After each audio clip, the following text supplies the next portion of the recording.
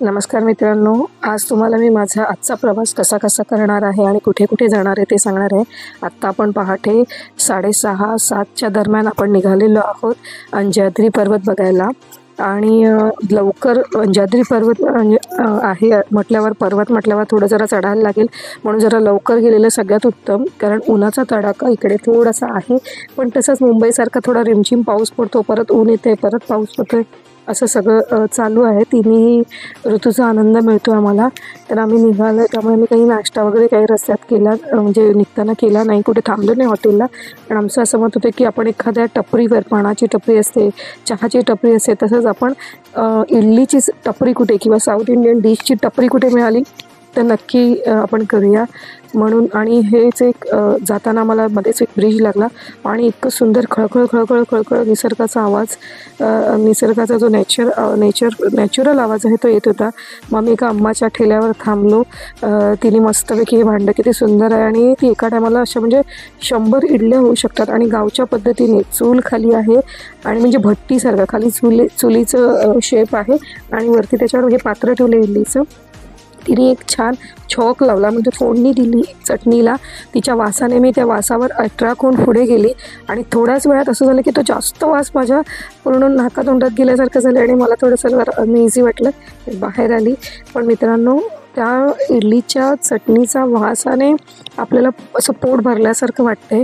तिने आता गरमागरम इडल्या काढायला घेतल्यात, आणि आय होप की चांगल्या असतील असं मला वाटतंय, तर आता आपण बघूया। आणि त्यांनी म्हणजे 20 रुपयात 6 इडल्या, आणि इडलीची साईज पण तुम्हाला दिसेल की हे बघा किती सुंदर एकदम टमटमीत फुललेले इडले आहेत। आणि हे छान आहे की ते केळीची बाग असल्यामुळे ना, सगळ्या वस्तू, खाण्याच्या प्रत्येक वस्तू ते केळीच्या पानातच बांधून देतात। आणि चटणी खूप छान होती। आम्ही नाश्ता केला, पण त्यांच्याकडे चहा नव्हती, त्यामुळे आम्ही चहासाठी इकडे तिकडे जर थांबता, रस्त्यात जर अगर आपल्याला दिसलं एखादी टपरी चहाची तर नक्की थांबणार आहोत। मी नाश्ता करून निघालो, आणि रिक्षा होती आमची, तर आम्ही त्या रिक्षात असं झालं होतं की जागा थोडंसं कंजेस्टेड, आम्ही 5ही माणसं जरा मोठी असल्यामुळे। तुम्हाला एक सांगायची गंमत राहिली की आम्ही जिथे इडली खाण्यासाठी थांबलो, तर तिथे आमच्या मराठी भाषेतून अट्रॅक्ट होऊन मराठी एक फॅमिली आली, आणि त्याने विचारलं की नाश्ता कसा आहे, की इडली बघितल्यावर सगळ्यांना तोंडाला पाणी सुटतं, आणि मग त्यांनीही आमचं ऐकून त्यांनीही इडलीवर ताव मारला, आणि मग त्या 20 रुपयात भरपेट नाश्ता झाल्यावर आम्ही पुन्हा निघालो। आत्ता आपण पोचलो आहे जवळजवळ 8:30 पावणे 9ची वेळ आहे।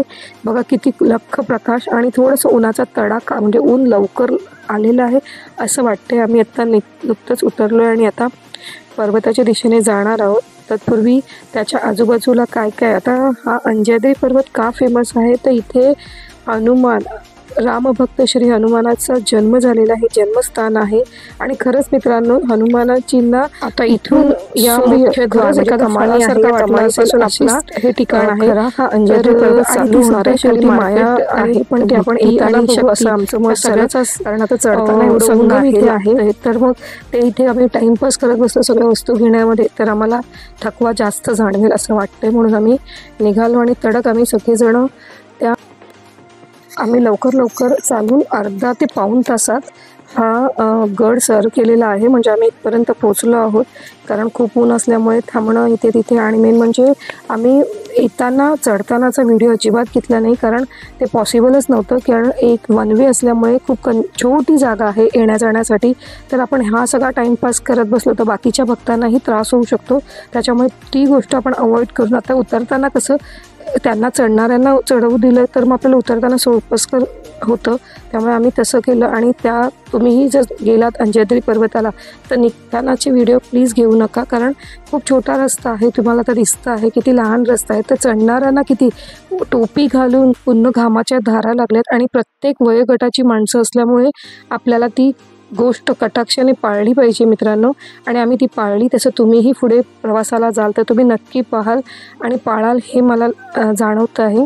आणि हा बघा, हा केवढा मोठा दगड, ह्या दगडाच्या इथून जसं आपण अगदी एकदम थ्रिल केल्यासारखा हा फील आहे, त्याच्यातून लोक ये-जा करतायत.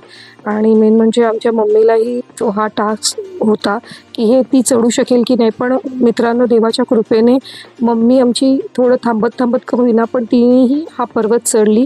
कारण ह्या पर्वताचं विशेष असं म्हणजे की इथे हनुमानजींचा जन्म झाला आहे, त्यामुळे देवस्थानाला अगदी इतर ठिकाणी आपण कुठे नाही गेलो तर देवस्थानाचे ठिकाण किंवा पायरी किंवा तो गड नक्की चढावा. आणि मम्मीने पण छान मस्त अगदी आम्हाला साथ दिली, कोऑपरेट केलं. तिच्यामुळे आमची सगळ्यांची सक्सेसफुल हा जो पॉईंट होता तो बघणं झालं. आणि इथून अफलातून निसर्ग दिसत होता. कॅमेऱ्यामध्ये जितकं करता येईल ते फक्त आपण कॅप्चर करू शकतो, पण आपल्या शरीरात, आपल्या बॉडीमध्ये नॅचरल एक ऑर्गन आहे म्हणजे आपले डोळे. त्या डोळ्यांमध्ये तुम्ही हे सगळ्या गोष्टी एकदम छान पद्धतीने कॅप्चर करू शकतात आणि लाँग लाईफ तुमच्यासोबत हा आनंद, आल्हाददायक, उत्साह आणि मनप्रसन्न वातावरणाचं सगळ्या गोष्टी तुम्ही टिप्पणी करू शकतात.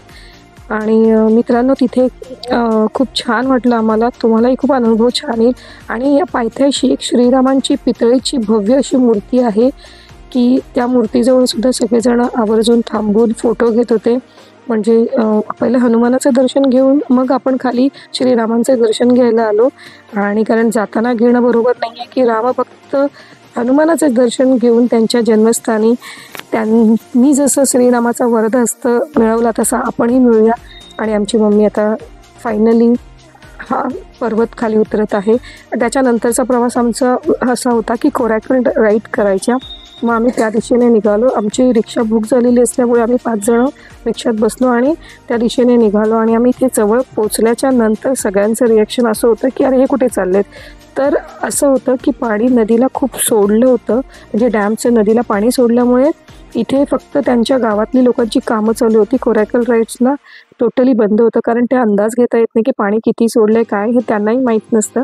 मग आमच्या रिक्षावाल्याने आम्हाला सजेशन केलं की कोरायकल राईड्स एक लेक आहे आपल्या इथे जवळ, त्या लेकमध्ये सुद्धा होतं, तर आपण तिकडे जाऊया का. मग आम्ही तिकडे त्याच्या रिक्षात बसून परत त्या लेकवर आलो. आणि त्या लेकमध्ये सुद्धा असा फील येत होता की अरे किती निरभ्र आकाश, निसर्ग, असा एक छान असा अनुभव होता त्या म्हणजे मला ते व्यक्त करणंसुद्धा अशक्य आहे की इतकं सुंदर वाटत होतं. आणि हे दगड बघून अजून एका पिक्चरची आठवण येते, ती म्हणजे शोले पिक्चरमध्ये अशाच प्रकारचे दगड आपल्याला दिसले होते. आणि मित्रांनो, हे दगड असे आहेत की म्हणजे आमच्या महाडमध्ये दगड आहेत, असेच कातळ म्हणतो आम्ही त्याला, पण ते कातळामध्ये पाणी ॲब्झॉर्ब होत नाही.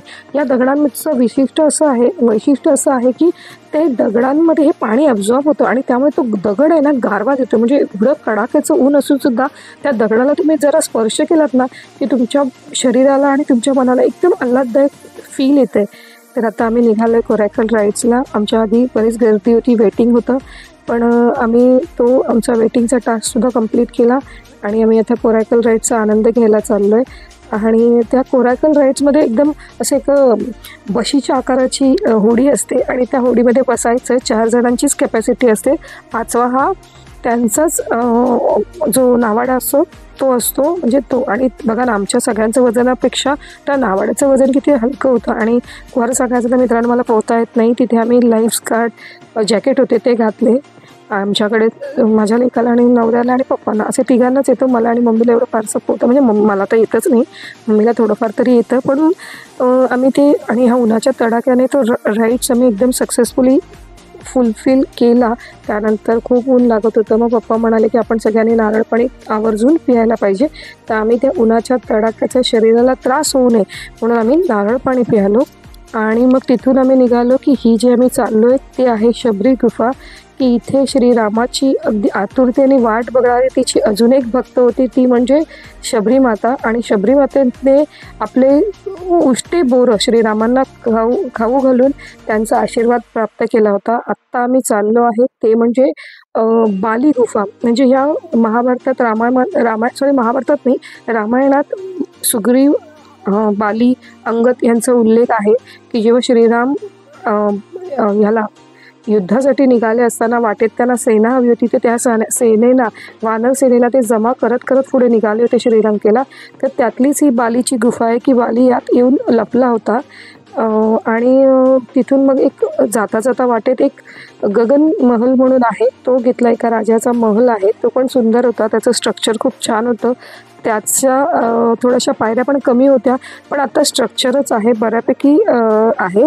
बाकीचे सगळ्या वस्तू त्यांनी अगदी डागडुजी करून व्यवस्थित ठेवून दिलेलं आहे की ते पुढच्या पिढीला दिसण्यासारखं राहावं. यासाठी काहीचा भाग त्यांनी फक्त प्रदर्शनास ठेवला आणि काही भाग त्यांनी बंद ठेवलेला आहे. तर आम्ही पण जो ओपन प्लेस होता, जिथे जिथे जाऊन शक्य होतं तिथल्या ठिकाणी आम्ही गेलो.